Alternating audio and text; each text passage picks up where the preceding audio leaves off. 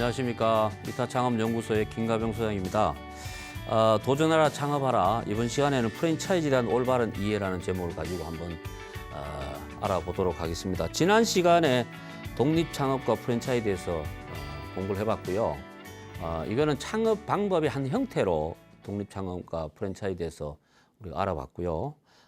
이번 시간에는 프랜차이즈에 대한 올바른 이해라는 제목을 가지고 한번 알아보는데, 사업을 하는 사람이 자기 사업을 하는 그 이유와 본질을 잘 이해하지 못하면 긍정적인 요소보다 부정적인 요소가 강하게 나타날 경우가 많습니다.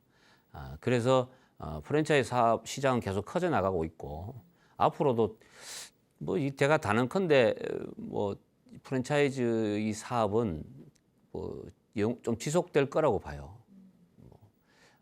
다른 형태로 변형이 될 수도 있겠지만 제가 봤을 때 근본적인 어떤 틀은 그대로 유지될 가능성이 많고요.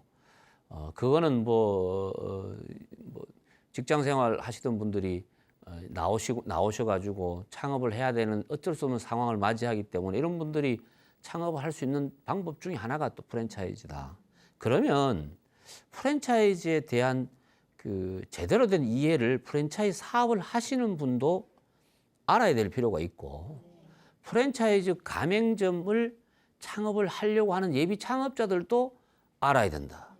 그것을 사실은 잘 모르면은 프랜차이즈 사업하는 입장에서는 좋아요. 왜? 아니, 저 사람들이 잘 모르니까 대충 해도 되잖아요. 그죠? 많이 알잖아요. 소비자들이 똑똑해지면 이쪽이 피곤해져요. 제가 예전에 이런 맥주 아시죠? 맥주요. 생맥주를 보면 생맥주를 잘 알고 먹으면 내가 이야기를 했더만 맥주 회사에서 별로 안 좋아하더라고요. 생맥주 보면은 거품이 있는 게 좋아요, 없는 게 좋아요? 거품이 있어야 돼요. 그런데 거품을 있는 걸 고객이 싫어해요. 왜 싫어하는지 아시죠? 그럼요. 그런데 그게 예전에 제가 이거 한번 저것도 한 적이 있는데 500cc 딱 보면 우리나라 잔은 끝까지 500cc예요. 그러니까 여기까지 맥주를 채우고 거품을 이렇게 공중부양을 시켜야 되는데 그게 안 되잖아요. 근데 외국은요, 유럽은요, 눈금이 표시되어 있어요. 0.5리터라고. 여기까지 맥주 딱 따르고 위에 거품 채우니까 소비자들이 불만이 없는 거예요. 근데 내가 이거 잔을 바꾸라고 이야기하니까 돈 많이 든다고. 뭐가 돈 많이 듭니까, 그거? 그러니까 제가 이건 뭐냐면은 소비자들이, 예비 창업자들이 똑똑하면요, 프랜차이즈 사업을 하시는 분들이 대충 못하게 돼요. 그래서 우리가 프랜차이즈에 대해서 제대로 알고 있어야 된다. 제가 부제로 세상에서 가장 아름다운 비즈니스 모델이라고 제가 이야기를 합니다. 이렇게 이야기하는 사람 저밖에 없어요. 뭐 계속 하려고 그래도. 왜 그러냐 봤더만, 아니, 내가 성공을 했어. 내가 이걸로 해서 성공했잖아요. 이걸 남한테 가르쳐줘요? 아니, 내가 산삼을 캤어. 내 혼자 먹어요? 나눠 먹어요? 당연하죠. 그런데 프랜차이즈는요, 내가 성공한 노하우를 공유하잖아요. 저는 이걸 가지고 성공 복제 사업이라 그래요. 성공하지도 않은 사람이, 성공 경험도 없는 사람이 프랜차이즈를 하는 거는 이거 진짜 나쁜 거죠. 그죠? 세상에 내가 그 성공이라는 개념이 복합적으로 말씀드리면 내가 성공했던 경험과 노하우를 타인과 공유하는 게 쉬워요, 어려워요? 어렵죠. 그런데 하잖아요. 위대하신 분들이죠. 멋잖아요. 참네. 아니, 예를 들어서 내 때문에 내 사업, 내 브랜드 가지고 1000명이 사업을 했는데 1000명이 다 행복하게 살아. 이분은 정말 위대한 사람이잖아요. 그게 프랜차이즈예요, 사실은. 그런데 여기에 뭐가 들어가냐? 사적인 이익이 딱 들어가잖아요. 그러면은 이제 성공할지도 모르고 실패할 수도 있는 것을 성공할 수 있다고 이렇게 하는 거, 이게 잘못된 거지. 그죠? 그럼 저쪽에서도 마찬가지. 그걸 보는 사람 입장, 예비 창업자 입장에서도 저거 하면 무조건 대박이다라는 맹목적으로 들어오는 거죠. 이게 이제 안 맞아들리는 거예요. 그러니까 문제도 많이 생기고. 근데 어쨌든 간에 중요한 거는 예비 창업자에 대한 그래서 제가 교육을 많이 해야 된다고 이야기하는 거죠. 교육을. 그 예비 창업자들은 저쪽이 안 바뀌면 우리가 바뀌면 돼요. 우리가 바뀌면 돼요. 많이 바뀌었어요. 많이 바뀌었어요. 제가 그렇게 댕기면서 강의를 하고 한 게 거의 한 20년 가까이 되는데 예전하고 지금하고 이렇게 보면 많이 바뀐 건 사실이에요. 많이 바뀐 건 사실이에요. 이쪽도 바뀌어가고 있기는 해. 본부 쪽에서도. 하지만 더 바뀌어야 돼요. 더 바뀌어야 돼요. 자, 그래서 아름다운 비즈니스 모델이라고 하는 이유는 성공 노하우를 공유하기 때문에 그래다. 물론 대가는 받죠. 그죠? 근데 그거보다가 성공했던 경험을 공유하는 게 그게 그 돈으로 환산할 수 있습니까? 솔직히 말씀드려서. 어마어마한 겁니다. 어마어마한 거예요. 어? 그런데 무엇을 복제해야 되냐 이거죠. 그러면 경험이 있어야 돼, 없어야 돼요? 있어야죠. 그래서 아마 올해부터는 이제 가맹사업법 일부가 바뀌어가지고 제가 예전부터 주장했는데 참 우리나라 국회의원분들은 워낙 바쁘셔갖고 이걸 안 하더라고. 외국에 다 있습니다. 뭐냐면은 직영점을 자기가 실제 직영 점포를 열어서 1년 이상 운영을 하고 난 다음에 그게 성공 나름대로 노하우가 만들어지면은 그때 다른 사람한테 기회를 줘야 되는 게 맞잖아요. 예? 이거를 지금 우리나라 지금 뭐 본격적으로 프랜차이즈가 그나마 이 대중화되는 게 한 20년이 지났는데 20년 동안 이 이야기를 계속 했는데 이제 법으로 돼가지고 직영점 1년 후에 하게 돼 있어요. 1년 후에. 그전에는 그거 없어요. 그냥 제가요 브랜드 만들려면 1000개 만들 수 있습니다. 그래 만들어가지고 그냥 이래보고 어리숙한 사람한테 이렇게 막 꼬셔갖고 툭 만들고 망하면 그래 망했네 그러고 그런 식으로 사업을 하는 게 그게 어떻게 말이 안 되잖아요. 그러면 그런 제도 장치를 만드는 게 맞죠. 만드는 게. 그래서 자 보세요. 1년 했는데 이게 힘들어. 그럼 거기서 그 사업은 접어야죠. 자기가. 그러고 다시 자기가 또 하려면 어떻게 해요? 벌써 보완해가지고 일단은 성공을 해야 되는 거죠. 그래야 다른 사람한테 기회를 주는 거죠. 그리고 실제로 성공하죠. 잘 되죠. 내가 다른 사람한테 줄 사람을 찾을 필요도 없어요. 네? 와요. 나도 하자고. 막 옵니다. 진짜입니다. 잘 되면요. 어쨌든 간에 그렇게 하는 창업의 한 형태라는 거예요. 자, 세계적으로 유명한 브랜드도 망한다고 그랬잖아요. 대한민국에 제일 잘 나가는 브랜드도 망하는 사람이 있고 오래 하는 사람도 있어요. 그러니까 이건 창업의 한 형태지 성공을 보장하는 시스템이 아니다라는 생각을 반드시 해야 돼요. 거기서도 뭐냐면 이 브랜드하고 나하고 맞아야 돼요.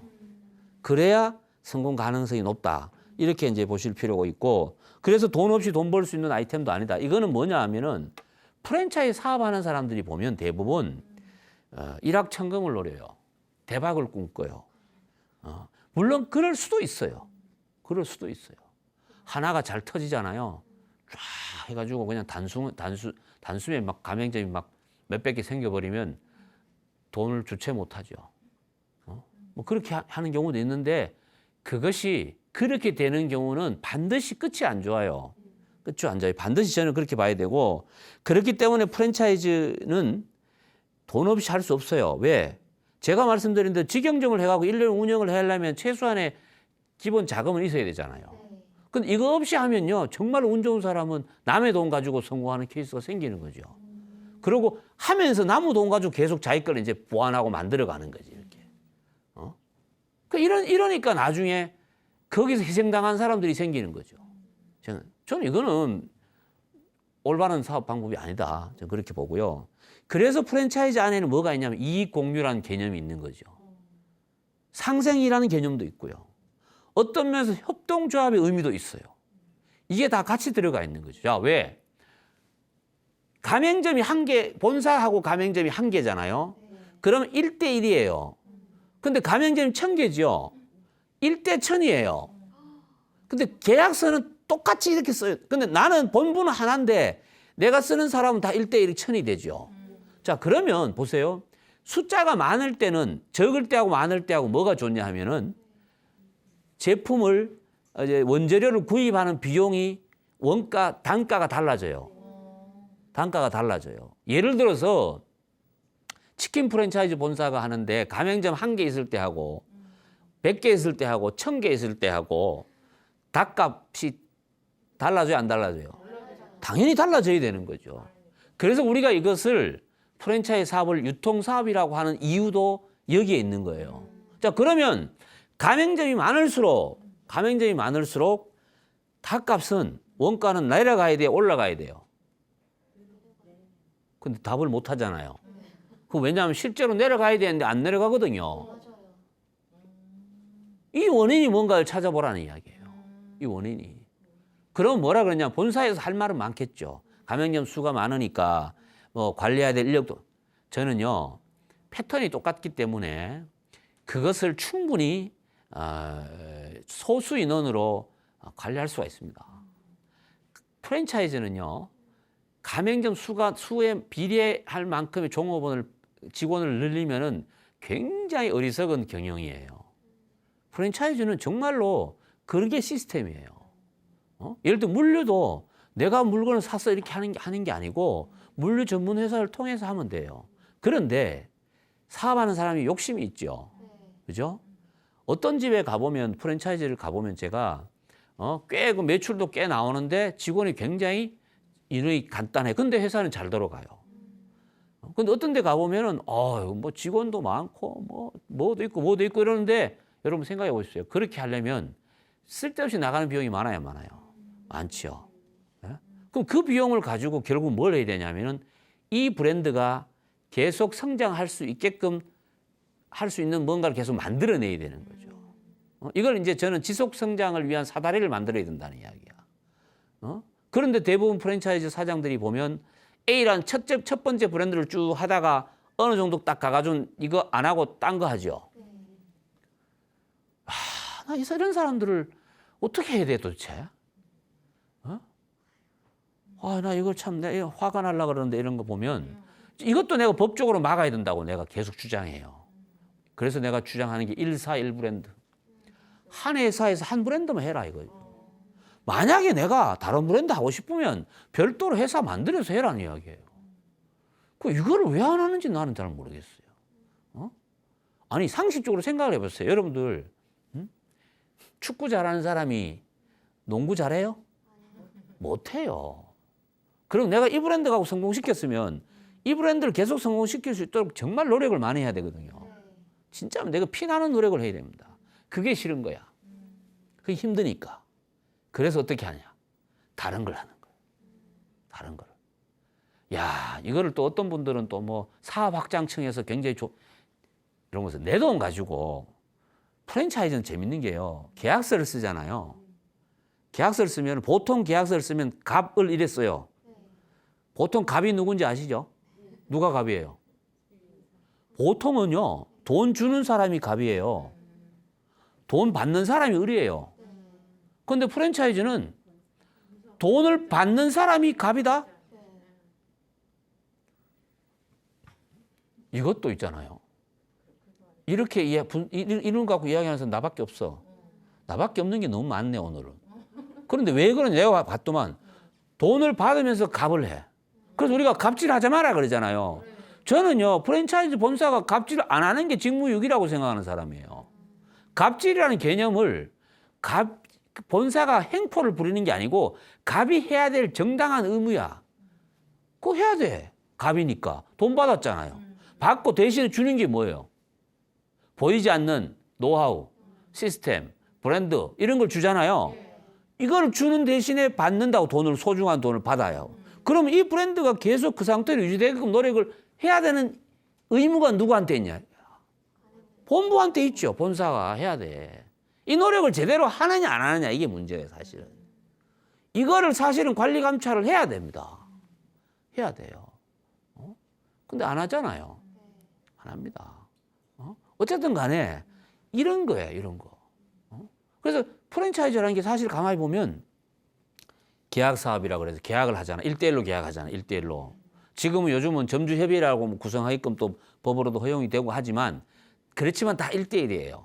1대1이에요. 그 계약 안에 다 이제 들어가 있어요. 그래서 계약도 표준 계약서 만들어주고 뭐 이렇게 다 하는데 어쨌든 간에 표준 계약서를 만들어주던 예전에 그거 없이도 문제 없는 데는 양심적인 본사는요, 문제 없어요.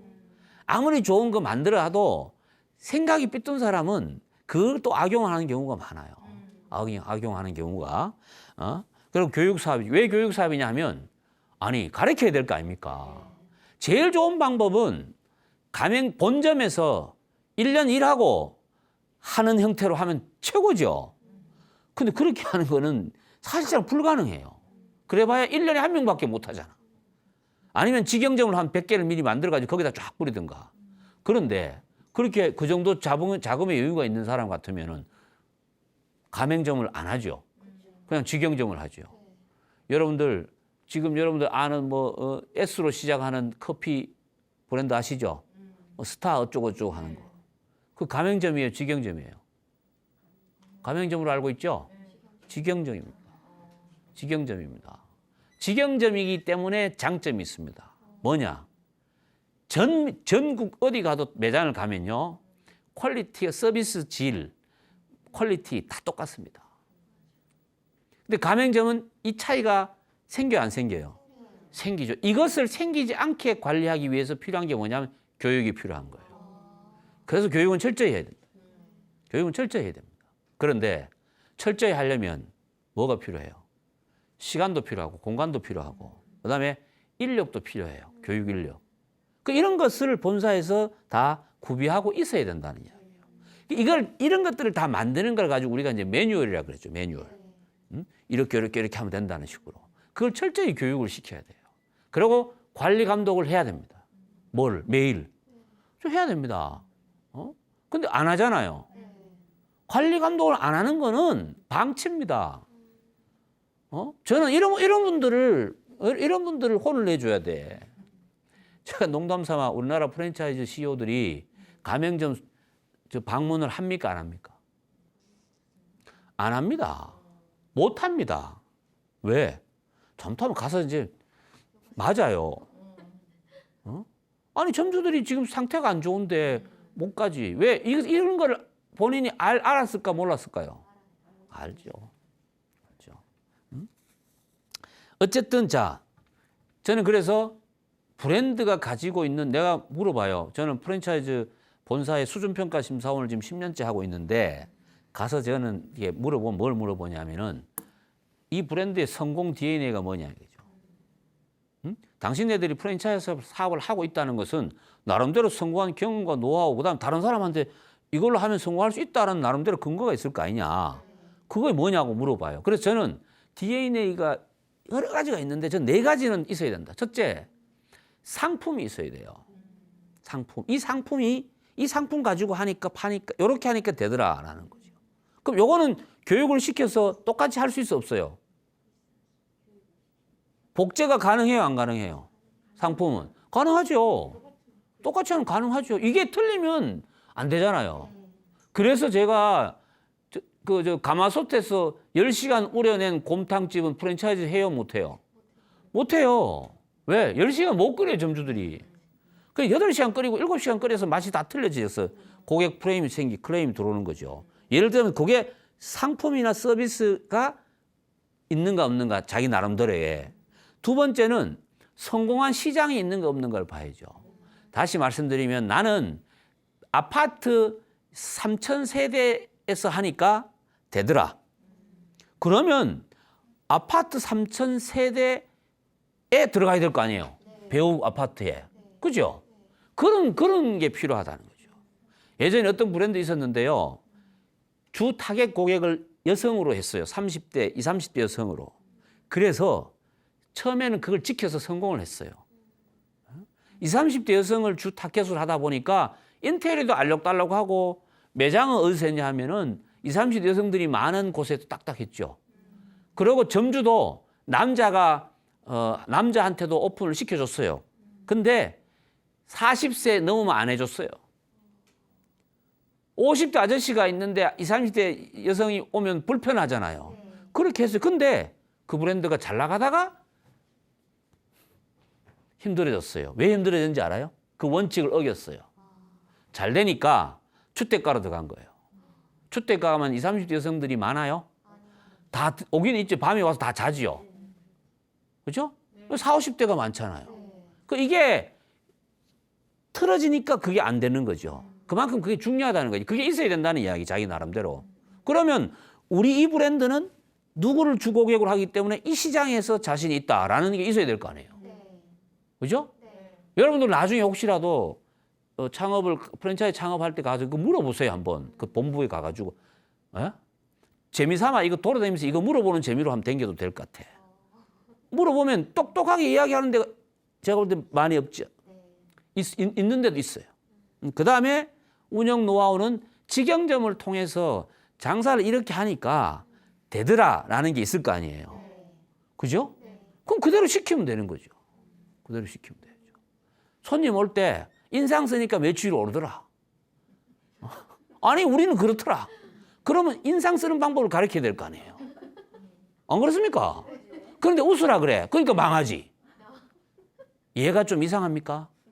저는 뭐냐면 그게 자기 브랜드의 특성이라는 거야. 실제로 말은 뭐 이렇게 하면 된다. 그게 아니고 실제로 거기서 해보니까 되더라. 그런 걸 가르쳐야 돼요. 마지막으로 운영자가 똑같은 데서 똑같은 걸 팔고 똑같은 방식을 가르쳐줬는데 아니 누구는 하니까 되고 누구는 안 돼. 그죠?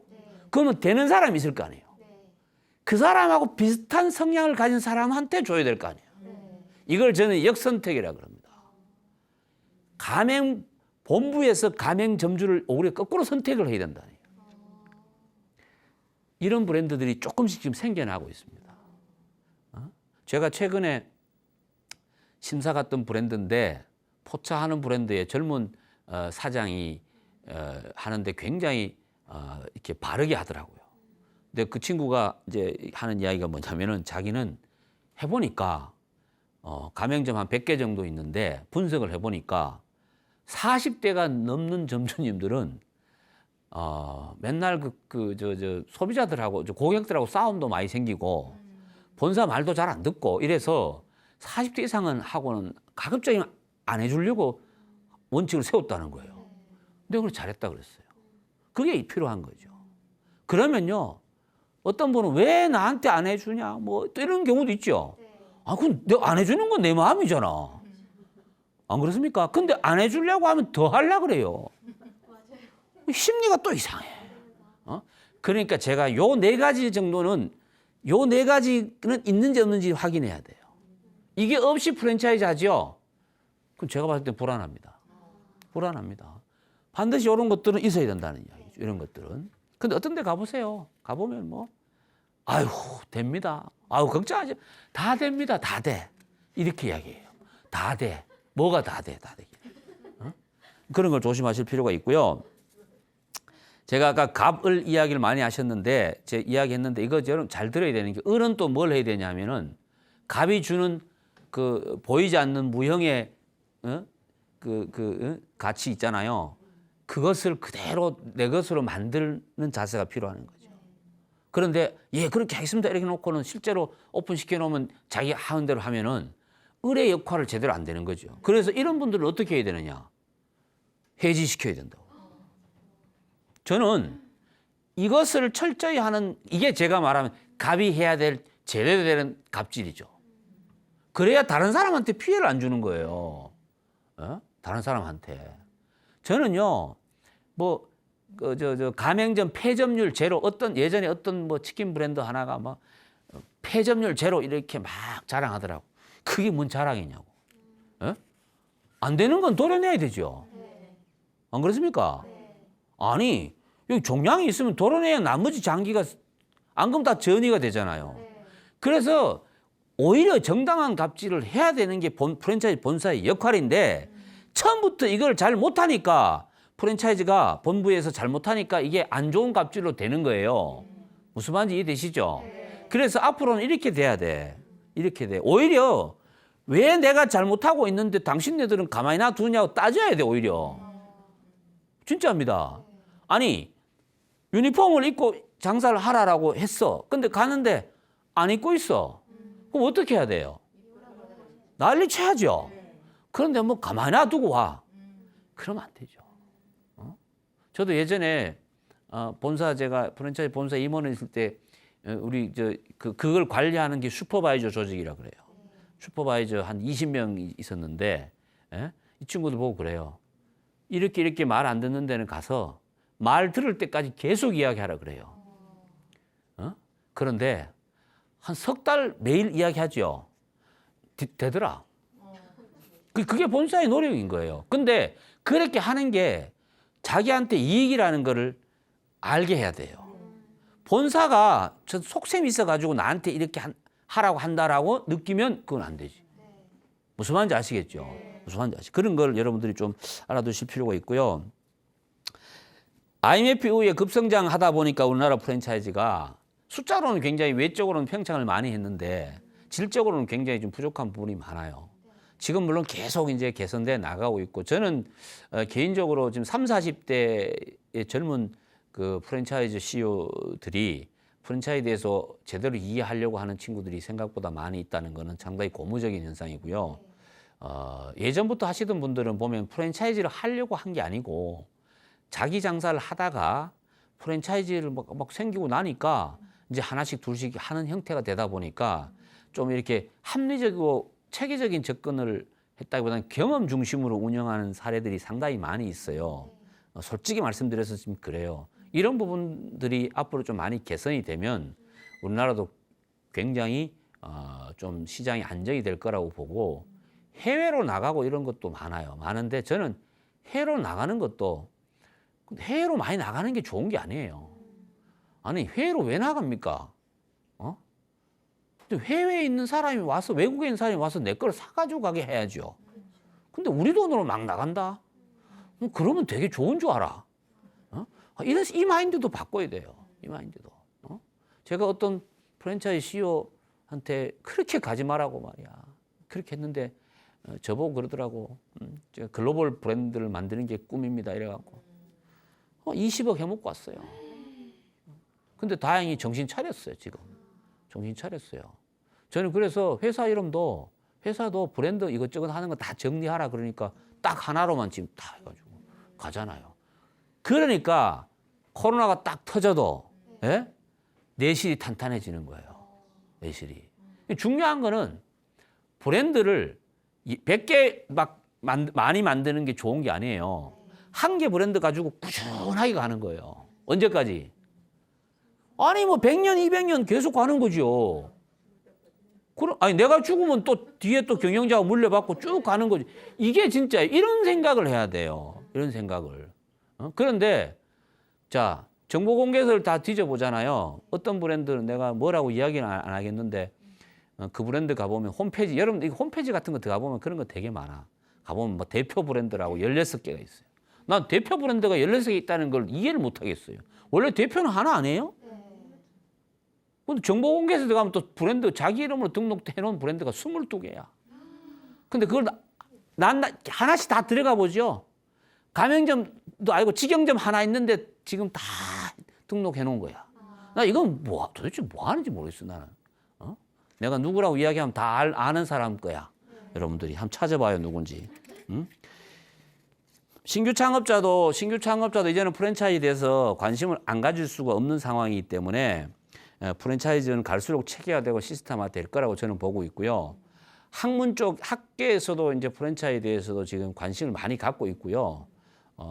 뭐 다양한 지금 정부에서도 지금 관심을 많이 갖고 있고 아직까지는 좀 부족한 부분이 있지만 그래도 지속적으로 관심을 갖고 있는 것도 있고 세대 교체가 한번 일어나면 제가 봤을 때는 굉장히 좋은 형태로 많이 갈 거라고 보고 전 개인적으로 아까도 말씀드렸지만 우리나라는 보면은 지방에서 성장한 브랜드들이 있거든요. 이게 서울로 올라옵니다. 올라와서 다 깨먹고 내려갑니다. 그래서 요즘은 안 올라옵니다. 그죠? 안 올라오는 게 맞죠. 아니, 대한민국에 다 전국을 다 내가 다 내 거로 할 이유가 없어요. 아니, 나는 100개만 있어도요. 가맹점 예를 들어서 50개, 100개만 있잖아요. 그래도 정말 행복하게 살 수 있다고요. 예? 그런 거를 강조해주고 그런 게 중요하게 이야기해줘야 되는데 무조건 많으면 이거라 많으면 얼마나 스트레스인데. 저는 그렇게 생각하는 거예요. 가맹점이 1000개잖아요. 자식이 1000명이야 똑같은 거예요. 그거 어떻게 다 관리를 합니까? 또 그럼 뭐냐? 우리는 시스템이 관리합니다. 이런. 자, 예전에는요. 개설이익이라고 그랬어요. 신규 가맹점 개설할 때 본사 수익을 많이 챙겼어요. 예전에는. 뭐 심한 경우에는 한 30평짜리 하나 오픈하면 1억 정도 남았어요. 진짜요. 그때 그렇게 남았어요. 그런데 요즘 그게 이제 자꾸 정보가 공개되다 보니까 예를 들어서 옛날에는 뭐 냉장고 하나에 뭐 예를 들어서 뭐 100만 원에 사가지고 150에 넣어. 그리고 이 냉장고는 시중에 파는 게 아니다. 특별한 거다. 이래갖고 뭐 특별해 똑같은데. 그런 거 많고요. 국내에 있는 제품인데도 국내에 있는 제품이 정보가 공개되잖아요. 그러니까 외국에서 갖고 와요. 이런 짓을 하면 안 되거든요. 그렇게 하고 개설이 생기다 보니까 이제 자꾸 이제 정보가 공개되고 이렇게 하다 보니까 그래서 또 가맹사업법에다가 이걸 또 강제하게 못하게 돼 있었어요. 그러니까 이제는 이제 본사에서 수익이 없잖아요. 그럼 어디로 가냐? 유통수익으로 가는 거죠. 그러니까 물류에서 챙기려고 하는 거죠. 물류에서. 자, 그러면 여러분 생각해 보세요. 물류에서 챙기려면 들어가는 상품의 종류가 많으면 본사는 유리하겠죠. 그죠? 근데 저쪽에서는, 가맹점에서는요. 리스크가 많아요. 이걸 잘 봐야 돼요. 이걸 잘 봐야 돼요. 그래서 저는 제일 좋은 게 뭐냐? 개설할 때 정말로 원가 그대로 다 하고요. 예? 유통 수익 없애고요. 예? 그러면 뭘로 해야 되냐? 로얄티를 받아야 돼요. 월 매출의 몇 %. 이게 제일 좋아요. 근데 왜 이게 좋냐? 본사가 돈을 많이 벌려면 가맹점 장사 잘 되도록 할 수밖에 없어요. 그죠? 근데 또 웃기는 게 뭐냐? 점주들이 하도 뭐 이게 이게 이런 교육이 안 돼 있다 보니까 내가 쇠 빠지게 일해가지고 한 달 동안 일이 벌었는데 왜 본사에서 그만큼 줘야 되나 이 생각을 하는 거예요. 어? 그게 그런 게 싸우고 뭐 다투기 싫으니까 알았어 안 받을게 이러면서 이 물건 값에다가 덮어서 보내는 거죠. 또 이거는 또 있잖아요. 또 낸다? 나 이 내구조를 이해를 못 하겠어. 이거는 왜 그러냐? 우리나라에 대한 프랜차이즈에 대한 기본 교육도 없이 프랜차이즈가 성장하다 보니까 그래요. 하다 보니까. 저는 그래서 앞으로 가맹점 창업, 본부 선택해가지고 가맹점 창업할 때 로얄티를 받는 회사하고 안 받는 회사를 양자 선택해야 된다 그러면 받는 회사를 선택하는 게 좋습니다. 받는 회사를 선택.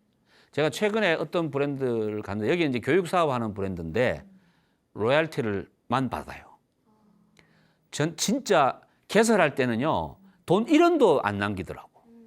근데 로얄티를 받는데 로얄티를 매출의 8%를 받아요. 그런데 점주들은요 많이 내시는 분들은 매달 800만 원씩 본사에 내요. 그런데도 불만이 없어요. 왜? 매출이 떨어지면 본사에서는 뭘 하냐면요. 그 팀을 가동시켜가지고 그 가맹점의 매출을 올리기 위해서 연구하고 노력하고 같이 해서 올려주는 거죠. 이게 상생이에요. 그러면 본사도 직원이 많잖아요.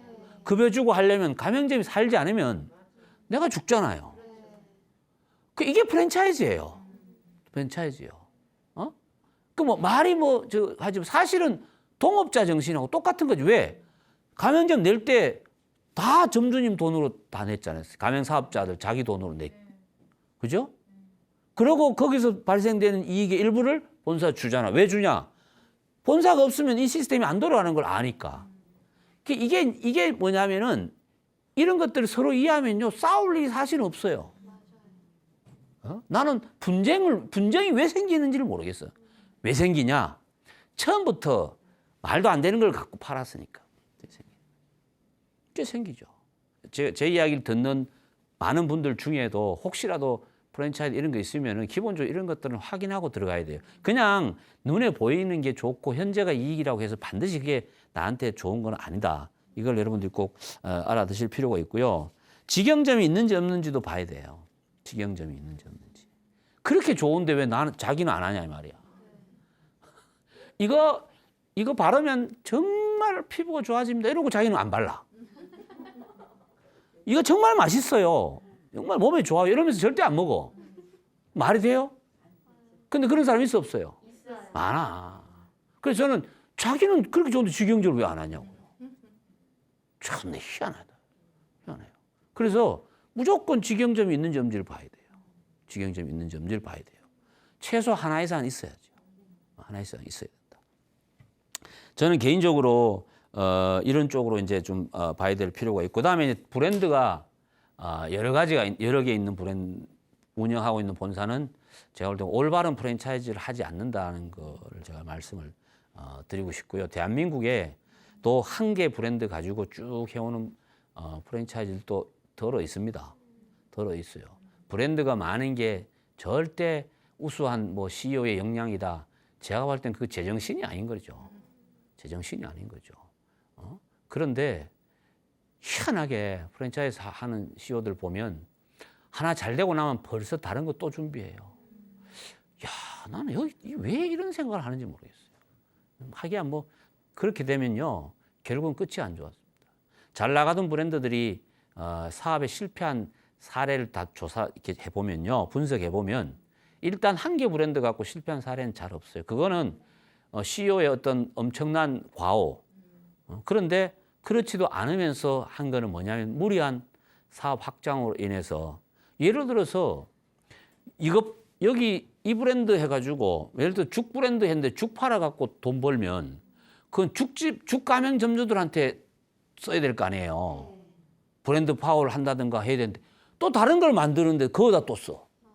그러면 이분들한테서 이분들이 제공한 이익을 또 다른 데한테 주는 거하고 마찬가지잖아요. 이거는 잘못된 거지. 이건 예를 들어서 결혼을 했어. 서로 신의 성실의 원칙, 계약서는 안 썼지만 약속을 했는데, 어느 한 사람이 다른 사람을 보고 있어. 그 말이 돼? 근데 왜 그렇게 봐, 지금? 저는요, 그래서 이거는 정말 그런 식으로 내가 이해하면 또 뭐 이상하게 생각할지 모르겠습니다만은 저는 그렇게 이야기하는 거죠. 왜 자꾸 다른 걸 하려고 생각하냐. 하나에 집중을 해야 된다는 이야기죠. 그럴 자신이 없으면 처음부터 프랜차이즈 하지 마라 이거죠. 뭐냐? 프랜차이즈라는 게 내 돈 가지고 내 브랜드를, 내 사업을 내가 키우는 게 아니잖아요. 예를 들어서 가맹점이 700개 있으면 700개 가맹점주들이 돈을 내놓지 않았으면 이 브랜드 없어지는 거예요. 그럼 내 브랜드가 밑에 바닥에 있다가 이만큼 커졌으면 이 브랜드를 키우는데 기여한 게 누구냐 이 말이에요. 기존의 가맹점주 사업자들이에요. 그 이분들에 대한 공을 인정해야 안 해야 돼요? 해야 됩니다. 해야 돼요. 내가 그랬어요. 이 브랜드를 팔고 사고 할 때도 브랜드를 팔 때 혹은 그 브랜드 가지고 다른 이름 붙여가고 또 뭐 내고 이럴 때는 반드시 거기서 발생된 이익을 이 점주들하고 나눠야 된다 내가. 이렇게 내 이야기하니까 뭐 변리사나든가 주변에 있는 변호사 후배들이 내보고 아니 선배님은 쓸데없는 걱정을 너무 많이 한다고 그러더라고 내보고. 근데 저는요, 프랜차이즈라는 사업이 그런 묘한 특성이 있는 거라는 거야. 있는 거라. 예를 들어서 내가요, 그래서 어떤 브랜드가 보면 프랜차이즈 사업을 하다가 그런 것 때문에 오히려 나중에 이게 문제가 된다 싶으니까 프랜차이즈 사업을 정리를 하고 직영점 체계로 싹 바꿨잖아요. 다. 직영점은 관계없어요. 안 그렇습니까? 네. 내 거니까. 근데 이건 내 거 같은 내 거 아닌 거잖아요. 그런 거예요. 근데 그러니까 저쪽에도 자기 거라고 자기 게 맞죠. 네. 자기 돈으로 자기 사업자 갖고 있으니 사업자 대 사업자 간의 거래니까 계약에 의해서 움직여지는 거니까. 그래서 계약을 했으니까 계약을 성실히 이행할 의무가 서로가 갖고 있는 건데, 본사가 해야 될 의무 중에 하나가 뭐냐 하면은 이 브랜드에 최선을 다하겠다는 묵시적으로 약속을 한 거나 마찬가지예요. 근데 그걸 왜 안 하냐네, 그죠? 그걸 안 하는 거에 대해서 왜 그래서 제가 브랜드 이것저것 하고 있는 브랜드들 사실 제가 안 좋아합니다.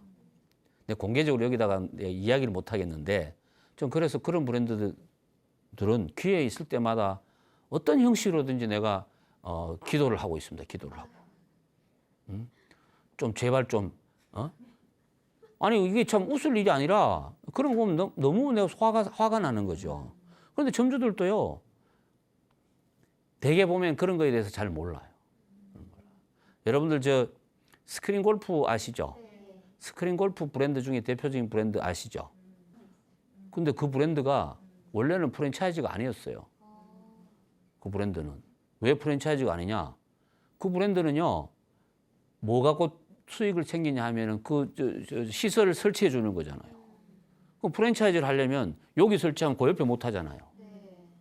그러니까 그렇게 프랜차이즈 아니었다. 근데 2016년부터 이걸 또 프랜차이즈로 살짝 브랜드 다른 걸 해서 바꿨어요. 내가 이걸 또 분석해 보니까 그 왜 바꾸냐 하면 이미 이 장비 팔아먹을 땐 다 팔아먹은 거야. 그러니까 더 이상 팔아먹을 데가 없으니까 이렇게 만들어 가지고 새롭게 장착된 업그레이드된 기능을 여기만 딱 주고 가는 거죠. 그래서 내가 기존에 가맹점 그전 사업을 하시는 사장님 보고 당신 사업장 주변에 만약에 들어오면 가만히 있지 말라고 내가 그랬어요. 이게 뭐냐면 그 사람이 그 성장하는 데 있어 가지고 물론 이게 다는 아니지만은 그 분들이 기여한 게 얼마나 많은데 그런 얄팍한 수를 쓰냐 이거죠. 내가 지금 대놓고 이야기 못하는 게 좀 안타깝습니다만 어떻게 그런 브랜드들이 많이 있다는 거죠. 그것도 모르고 있잖아. 그것도 좋다고 또 그런다. 하여튼 그런 분, 예? 모르니까. 그렇죠. 그리고 뭐 알아야죠. 그래서 공부가 필요하다는 거예요. 공부가 필요하다는 거죠. 자, 정부 아까도 말씀드렸지만은 이제 브랜드는 제일 좋은 브랜드는 오래 가는 거예요. 오래 가는 거. 꾸준하게 오래 가는 게 제일 좋다 이런 말씀을 꼭 드리고 싶고 그래서 우리나라 정보공개서 이런 걸 분석을 해보면 있잖아요. 장수하는 브랜드가 영업이익이 양호하게 나타나 있고요. 단일 브랜드일수록 오래 운영해요. 그러니까 한 가지 갖고 하는 브랜드가 오래 간다는 이야기죠. 오래 가는 거는 좋은 게 뭐냐면은 점주님들도 자기가 영업이익이 어느 정도 나오고 하면 오래 갈 수 있잖아요. 오래 갈 수 있잖아요. 근데 나는 오래 가고 싶은데도 오래 못 가는 게 생기거든요. 그러니까 그런 거는 굉장히 안 좋은 케이스잖아요. 그죠? 그런 것도 이제 잘 볼 필요가 있는데 자, 프랜차이즈를 하면 쉽게 빨리 돈을 벌 수 있다는 이런 막연한 생각 때문에 여기저기서 많은 분들이 프랜차이즈를 하려고 합니다. 근데 프랜차이즈가 되게 사실은 힘들고 어렵습니다. 어려워요. 제가 그저께도 어떤 분이 전화 와가지고 자기가 무슨 뭐 중국집을 어디서 했는데 잘 되고 있는데 자꾸 프랜차이즈를 하면 어떻겠냐 그러길래 제가 1시간 전화를 혼을 내줬습니다. 프랜차이즈 그건 하기 어려운 거다. 그리고 해서도 하지 마라 그랬어요. 설득시키려고 지금 계속 노력하고 있습니다. 왜냐하면은 프랜차이즈는 그렇게 쉽게 이렇게 해서 자리 잡을 그건 정말로 거기에 모든 것을 다 쏟아부어야 됩니다. 모든 것을. 저도 해봤어 알아요. 저도. 그리고 어느 정도 현금 자본을 가지고 있어야 됩니다. 그래야 위기를 극복할 수 있는 힘이 생기거든요. 그런데 계산으로는 딱 나와요. 이거 뭐 한 달에 2개씩 오픈하면 1년에 한 20개씩만 오픈해도 뭐 문제 없다. 당연히 문제 없지 그렇게 되면요. 그런데요. 예전에 제가 있던 브랜드는요. 한 해 2002년도에 1년에 231개를 오픈했습니다. 네? 평균 창업 비용 2억 5천 든 컨셉인데 231개 오픈했어요. 자, 그런데 중요한 거는 그 다음에 있잖아요.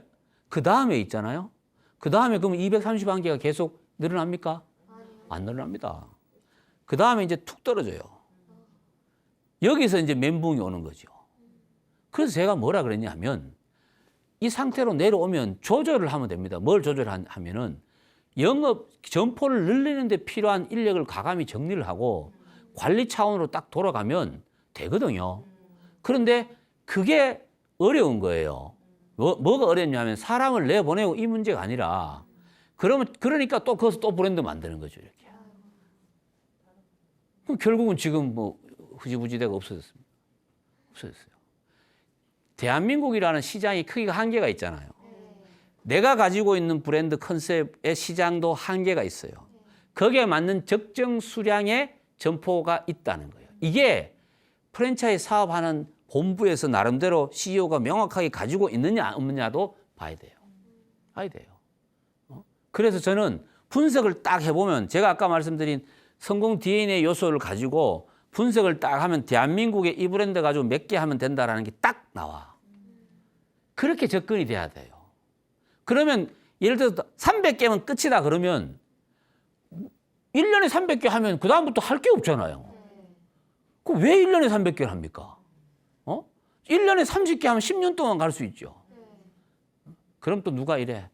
빨리 가는 게 낫죠.